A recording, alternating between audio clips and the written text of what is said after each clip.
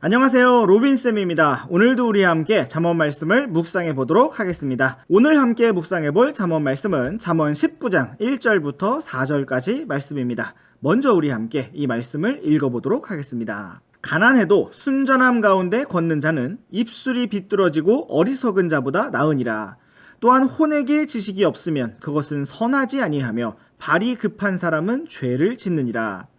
사람의 어리석음이 그의 길을 굽게 하고는 그의 마음이 주를 향해 안달하느니라. 재물은 많은 친구를 만드나 가난한 자는 자기 이웃으로부터 격리되느니라. 오늘도 함께 살아계신 하나님의 말씀을 살펴보겠습니다. 먼저 1절 말씀부터 보시겠습니다. 가난해도 순전함 가운데 걷는 자는 입술이 비뚤어지고 어리석은 자보다 낫다고 말씀하고 있습니다. 여러분, 오늘 조금 더 나은 자가 되기를 원하십니까? 그렇다면 지금 비록 가진 것이 없고 아는 것이 없고 낮은 위치에 있을지라도 순전함 가운데 걷는 자가 되시기 바랍니다. 순전함이라는 것은 정직하고 올바른 상태를 말하는 것입니다. 성경은 순전한 사람이 비뚤어지고 어리석은 부자보다 낫다고 말씀하고 있습니다. 지금 현재 아는 것이 많고 가진 것이 많은 사람이라 할지라도 비뚤어지고 어리석은 사람이라면 그는 결국 망하게 될 것이기 때문입니다. 오늘 우리가 주님과 동행하는 순전함의 길을 걸어가기를 원합니다. 2절 말씀도 보시겠습니다. 혼에게 지식이 없으면 그것은 선하지 아니하며 발이 급한 사람은 죄를 짓는다고 말씀하고 있습니다. 여러분, 무엇이 죄라고 생각하십니까? 2절 말씀에 보니까 혼에게 지식이 없으면 그것은 선하지 않다고 말씀하고 있습니다. 지식이 없는 상태, 즉 무식한 상태는 선하지 않다는 것입니다. 물론 여기서 말하는 지식은 단순히 수학, 과학, 역사 같은 공부 과목만을 말하는 것이 아닙니다. 여기서는 우리가 하나님의 말씀과 선과 악에 대한 지식이라고 생각해 볼 수가 있습니다. 그럼에도 불구하고 성경은 단지 지식이라는 단어를 사용하고 있습니다. 우리 학생 여러분은 지금 지식을 배울 수 있는 충분한 기회를 가지고 있습니다. 그런데 여러분이 그러한 시간과 기회를 헛되이 낭비하고 시험에서 지식이 없는 것으로 드러나게 된다면 그것은 선하지 않고 악하다는 것입니다. 그러므로 우리에게 어떤 기회가 주어지든지 주님께서 주신 기회를 따라서 지식을 얻고 배움을 가지는 우리들이 되기를 원합니다. 지식이 없는 사람의 특징은 무엇입니까? 위기의 때에 발이 급하게 된다는 것입니다. 성경은 발이 급한 사람은 죄를 짓는다고 말씀하고 있습니다. 돈이 너무나 필요한데 돈이 급하면 도둑질을 하게 됩니다. 시험을 잘 봐야겠는데 공부를 안 했으면 옆 사람의 답을 훔치게 되는 것입니다. 우리에게 준비할 시간이 있었음에도 불구하고 게으르게 산다면 언젠가는 우리의 발이 급하게 될 것이고 언젠가는 우리가 죄를 지을 수밖에 없는 것입니다. 그러므로 오늘 배움을 거부하고 게으르게 사는 것은 미래에 죄를 짓겠다고 계획하는 삶과 다르지 않습니다.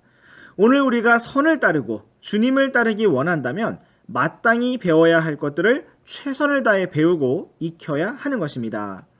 주님께서 우리의 마음에 빛을 주시고 지혜를 주시기 원합니다.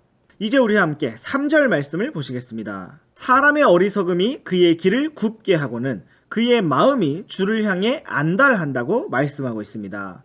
지식이 없고 게으른 사람의 특징은 자기 스스로 길을 망쳐놓고는 그의 마음이 주님을 향해 안달한다는 것입니다.